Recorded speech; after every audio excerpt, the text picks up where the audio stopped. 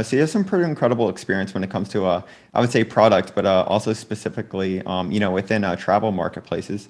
So do you have any kind of tips for early stage founders that might be building in that space that might be helpful? Yeah, I think that we sort of alluded to this a little bit before. I think as you are starting a new business, it's sometimes tempting, I think, just to look at sort of dashboards of metrics, right? Because they look very official. But I think one of the things about dashboards is that they sort of obscure kind of the spectrum of things that you are seeing, right? What we talked about, that we have some specialists converting really high and some specialists converting really low, right? A dashboard just looks at the average. Maybe the average is not where you want it to be, but what you're missing out is that full spectrum. And I think really digging into the bright spots, whether on the supply side or demand side, who really loves your product? Can you go and find more of those people, right?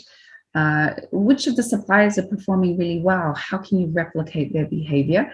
I think just that is the way to really figure out where you should go with the product and give you some ideas of what you should productize, or how can you find more of those types of customers for your business.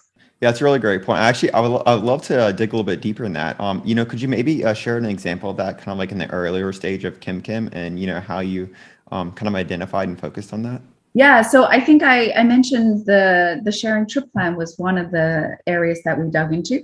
Another one is, I think changing behavior is actually very, very difficult, right? So we basically figured out, hey, if a specialist sends a trip plan with their first message, then they see an increase in conversion, right? So we did webinars with the specialists, we did one-on-one training, we produced a dashboard product so they could see how many of their trips they actually sent a trip plan with.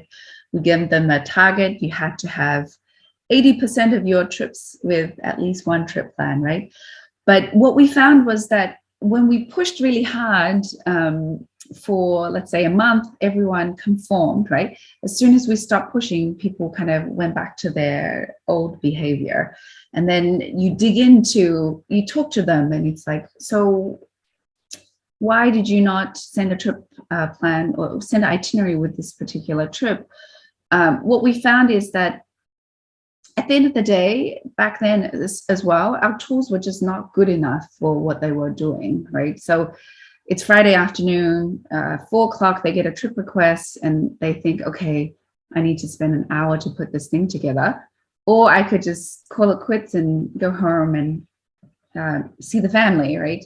And it's really hard to change that behavior. So we really thought about what we could do to make that change. And one of the ideas that came up in our brainstorming is, why don't we just create every single trip plan that this specialist could imagine using, right? And I totally remember the discussion. I was definitely saying, that's crazy. Like, why would we do that? How many trip plans is that, right? But then when you think about it,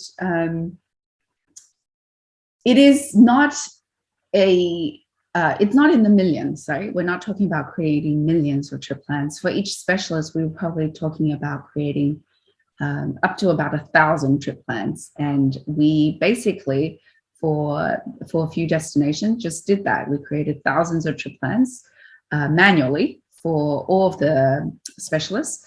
And it was definitely doing something that doesn't scale. If you know the YC programs saying, do things that doesn't scale, it's definitely something that doesn't scale.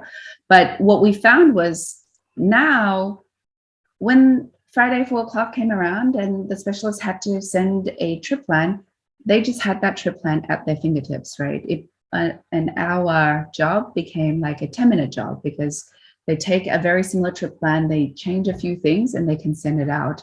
And that was one of the things that really changed the specialist behavior. So sometimes the solution is not in the product, I would say, because to build that type of product took us years to build that, right? But sometimes doing things that doesn't scale manually can really close the gap of where you want to be with where you are currently.